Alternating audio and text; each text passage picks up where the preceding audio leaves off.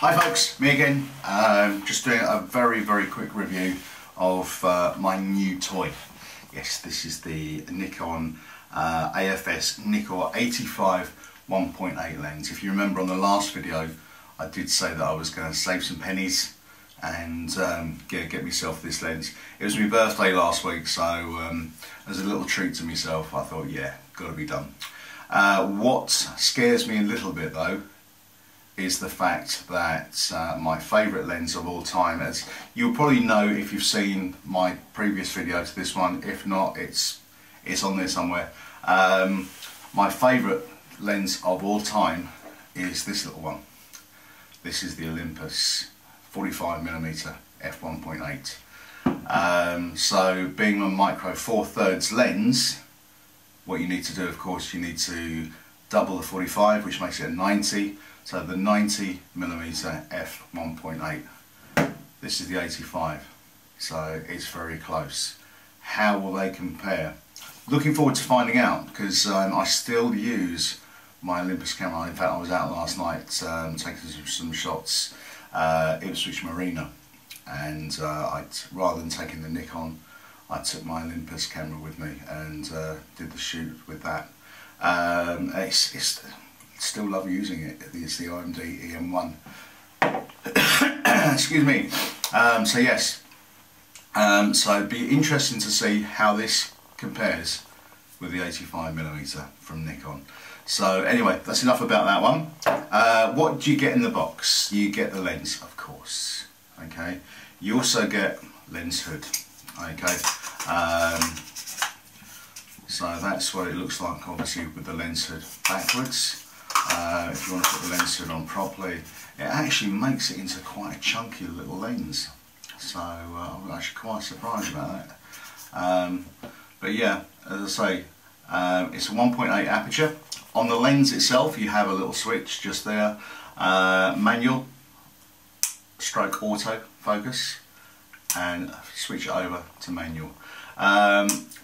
Manual stroke autofocus, basically it will autofocus for you, but if you need to override it, you can do. But as I say, so that's your switch on there. So I'm going to take that off. What do the elements look like? The elements are pretty stunning. Okay,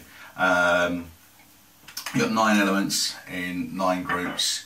So that's the front, that's the back. Obviously you've got the metal bit round here as well. Now it's the G lens, so it's not the older lens. The G stands for gasket.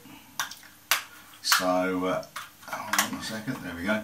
So round here you've got a very thin rubber gasket on there, which basically means it's weatherproof. Not waterproof. Okay, weatherproof. Light showers. Okay.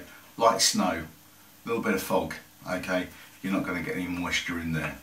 Heavy rain, don't be so sure. I've never tried it, I don't want to try it. I have seen some of the results from people that have tried it, and yeah, a lot of water in a lens like this doesn't work. These are retailing around about, I paid $329 on Amazon, that's UK sterling, okay. Dollars, probably about $4.99 on Amazon. If you go onto eBay, they are slightly more expensive. So what I would say is keep an eye on Amazon. The price tends to fluctuate. So get on a good day. Put it on your watch list or your wish list for Amazon.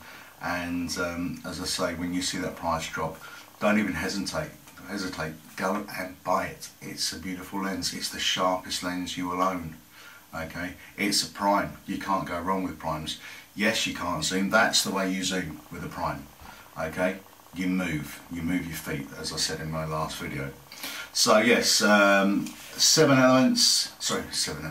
elements in 9 groups, and 67mm filter thread on the front.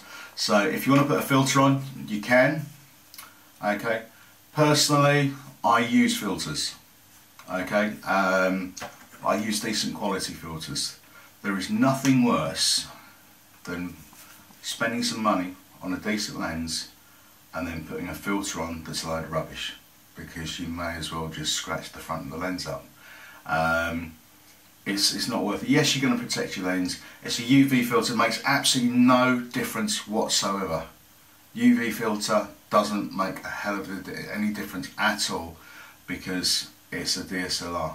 Okay, if it was one of the old 35mm SLR cameras and you put a UV filter on there, yes, it makes a lot of difference. Okay, it will stop the UV light coming through. With a digital camera, it doesn't matter. Doesn't matter at all. All you are doing is protecting the front of your lens.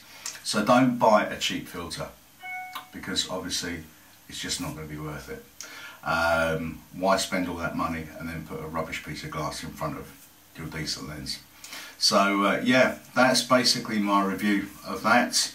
I'm going to get out and shoot with it in the next day or so, so I will be putting another video on of some of the shots that I've taken.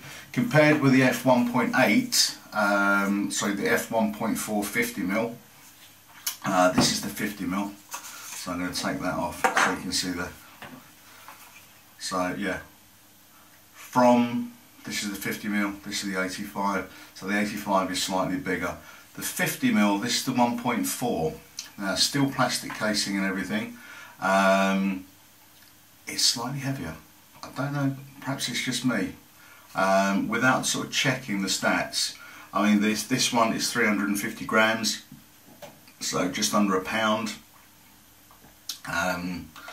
But yeah, this one feels slightly chunkier. So I know the quality of this.